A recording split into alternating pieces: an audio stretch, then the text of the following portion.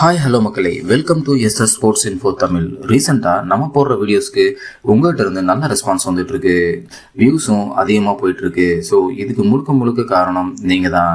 So இந்த நேரத்தில் அதற்காக நான் உங்களுக்கு நன்றியை தெரிவிச்சுக்கிறேன். ஸோ நிறைய பேர் நம்ம சேனலில் பார்க்குறீங்க, ஆனால் சப்ஸ்கிரைப் பண்ணாமல் பார்க்குறீங்க. ப்ளீஸ் சப்ஸ்கிரைப் பண்ணிக்கோங்க. வாங்க அதிகம் பேசாமல் இன்றைக்கி வீடியோக்குள்ளே போயிடுவோம். இன்றைக்கி நம்ம சேனலில் என்ன பார்க்க போகிறோம் அப்படின்னா, உமன்ஸ் ப்ரீமியர் லீக் என்று அழைக்கக்கூடிய WPL most expensive player of WPL 2026 யார் அப்படின்றதான் பார்க்க போகிறோம். வேறு யாரும் இல்லைங்க, தீப்தி சர்மா அவர்கள் தான். தீப்தி சர்மா அவர்கள் தான் 2026 WPL மோஸ்ட் எக்ஸ்பென்சிவ் பிளேயர் அப்படின்னு சொல்லி தேர்ந்தெடுக்கப்பட்டிருக்கிறார். இது என்னெல்லாம் ரீசன்ஸ் அப்படின்னு சொல்லிட்டு இனி வரக்கூடிய வீடியோஸில் பார்த்துக்கிட்டே இருப்போம். ஃபஸ்ட்டு இவங்க டேட் ஆஃப் பர்த் வந்து பார்த்துருவோம். இவங்க பிறந்தது வந்து பார்த்திங்கன்னா August 24, 1997 ஆக்ராவில் வந்து பிறக்கிறாங்க, உத்தரப்பிரதேஷ் மாநிலத்தில். தீப்தி சர்மா வந்து பொறுத்தளவுக்கு கிரிக்கெட்டில் வந்து பார்த்திங்கன்னா இல்லை ஒரு லெஃப்ட் ஹேண்ட் பேட்டர், அதே போல் right arm off break bowler, ஒரு மிகச்சிறந்த ஆல்ரவுண்டர் அப்படின்றது நம்ம எல்லாருக்குமே நன்கு தெரிந்த ஒரு தான். அதே போல் தீப்தி சர்மா அவங்க கிரிக்கெட்டுக்குள்ளே வந்து பயணத்தை தொடங்கினதுக்கு காரணமே அவங்களுடைய அண்ணன் சுமித் சர்மா அப்படின்னு தான் சொல்லப்படுது. ஸோ தீப்தி சர்மா அவங்க வந்து அவங்களுடைய கிரிக்கெட் பயணத்தை 13 இயர்ஸ்லேயே வந்து ஸ்டார்ட் பண்ணிட்டாங்க. ஆமாங்க, யூபிக்கு உத்தரப்பிரதேஷ் டீமில் பார்த்தீங்கன்னா அண்டர் 19 வந்து விளையாடுறாங்க.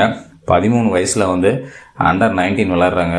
அப்போது அந்த அண்டர் 19 மேட்ச் விளையாண்டுட்டு இருக்கும்போது என்ன பண்ணுறாங்கன்னா, ஃபீல்ட் பண்ணும்போது ஒரு பவர்ஃபுல் த்ரோ பண்ணுறாங்க. பவர்ஃபுல் த்ரோ பண்ணும்போது வந்து பார்த்திங்கன்னா அந்த த்ரோ வந்து இன்டர்நேஷ்னல் செலக்டர்ஸுக்கு பார்த்துட்டு அந்த இன்டர்நேஷ்னல் செலக்டர்ஸ்லாம் என்ன பண்ணுறாங்க அப்படின்னா, அந்த த்ரோ ஒரு மேசிவ் த்ரோவாக இருந்திருக்கு, எக்ஸ்பென்சிவ் த்ரோ அப்படின்னு தான் சொல்லணும். அந்த த்ரோனாலே அவங்க வந்து இன்டர்நேஷ்னல் கிரிக்கெட்டுக்கு வந்து அவங்க செலக்ட் ஆகிறாங்க. ஸோ இன்டர்நேஷ்னல் கரியர் கிரிக்கெட்டை வந்து ஸ்டார்ட் பண்ணுறாங்க. 2014 அவங்க டெபியூ வந்து ஸ்டார்ட் பண்ணுறாங்க.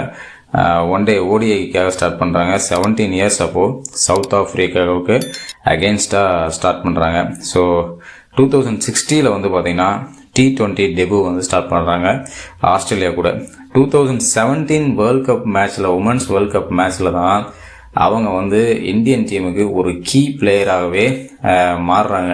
என்னன்னு கேட்டிங்கன்னா, 2017 வேர்ல்ட் கப்பில் அவங்க வந்து ஓப்பனராக பூனம் ரைட்டு கூட சேர்ந்து அயர்லாந்து கூட ஒரு மேட்ச் விளையாடுவாங்க. அந்த அயர்லாந்து மேட்ச்சில் வந்து பார்த்திங்கன்னா ஓப்பனிங் பார்ட்னர்ஷிப் 370 ரன்ஸ் இருக்கும்.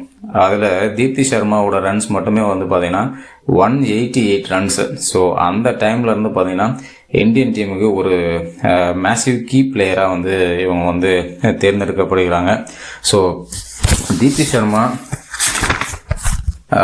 WPL வந்து பார்த்திங்கன்னா 2024 பிளேயர் ஆஃப் த டோர்னமெண்ட் அப்படின்ற அவார்டை வந்து வாங்கியிருக்கிறாங்க. அதே போல் இப்போ லாஸ்ட்டாக முடிஞ்ச மகளிர் உலகக்கோப்பையில் கூட அவங்க வந்து player of the tournament award வந்து அவங்க தான் ரிசீவ் பண்ணாங்க. அதே போல் Deepti Sharma is the one of first Indian woman scoring 100 runs and 1000 runs and 100 wickets in T20 international.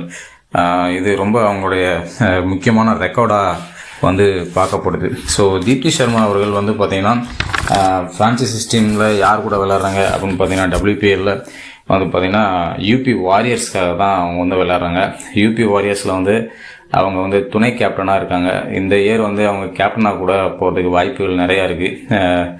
அதே போல் இந்த WPL ஆப்ஷன்ஸில் வந்து பார்த்திங்கன்னா அவங்களுடைய ஏலத்தில் எவ்வளோ போயிருக்காங்க அப்படின்னா 3.2 crores வந்து அவங்க ஏலத்தில் போயிருக்கிறாங்க. ஸோ இவங்க தான் செகண்ட் பிளேஸில் ஹையஸ்ட் அமௌண்ட்டுக்கு போன செகண்ட் இந்தியன் பிளேயர்.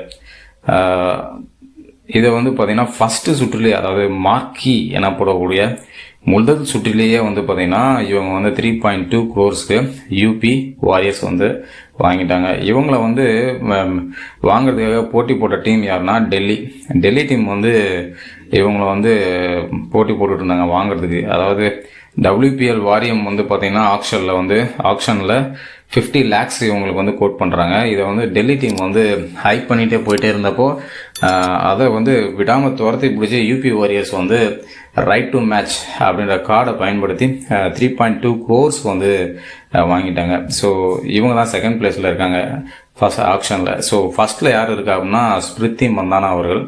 அவங்க ராயல் சேலஞ்சர்ஸ்க்காக வந்து பெங்களூரு ராயல் சேலஞ்சர்ஸ்க்காக விளையாண்டுட்டு இருக்காங்க. நெக்ஸ்ட்டு மும்பை இந்தியன்ஸ்க்காக விளையாடக்கூடிய நியூசிலாந்து பிளேயர் வந்து அமீலியா கர் அப்படின்றவங்க 3 crores வந்து போயிருக்காங்க. இதில் முக்கியமாக மிக அதிர்ச்சி உள்ளான விஷயம் என்ன அப்படின்னா ஆஸ்திரேலியாவை சேர்ந்த அலிசா ஹீலி அவங்க வந்து பார்த்தீங்கன்னா முதல் சுற்றில் யாருமே வந்து அவங்கள ஏலத்தில் எடுக்கல.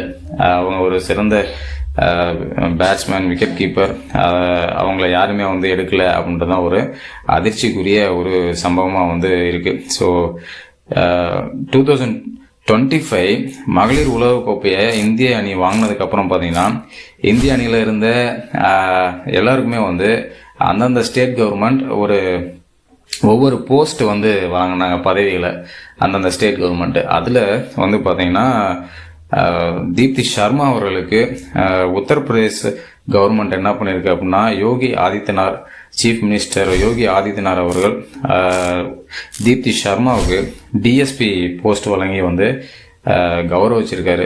எவ்வளோ ரொம்ப பெருமையான விஷயமா இருக்குது. ஸோ தீப்தி சர்மா அவர்கள் டிஎஸ்பி போஸ்டில் வந்து இருக்காங்க அப்படின்றது ரொம்ப பெருமைக்குரிய விஷயம்தான். விளையாட்டு ஒரு மனிதனை எவ்வளோ தூரம் உயர்த்திருக்கு அப்படின்னு வந்து பார்க்குறோம் அந்த இடத்துல.